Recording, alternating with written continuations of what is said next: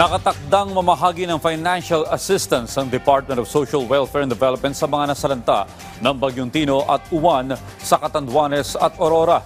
Ayon kay DSWD Secretary Rex Gatchalian, sa loob ng isang linggo magbibigay ng listahan ang lokal na pamahalaan ng Catanduanes at Aurora ng mga pamilyang nawalan ng tahanan.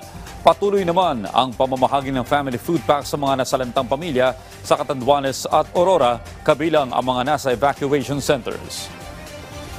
Sa ating mga kababayan na nakatira sa mga iba't ibang disaster zones, hindi lang yung naging biktima ng Bagyong Tino, Bagyong Uwan, kundi yung mga naging biktima ng lindol sa Davao at sa Cebu, pati na rin yung mga naging biktima ng Bagyong Ramil at Popong.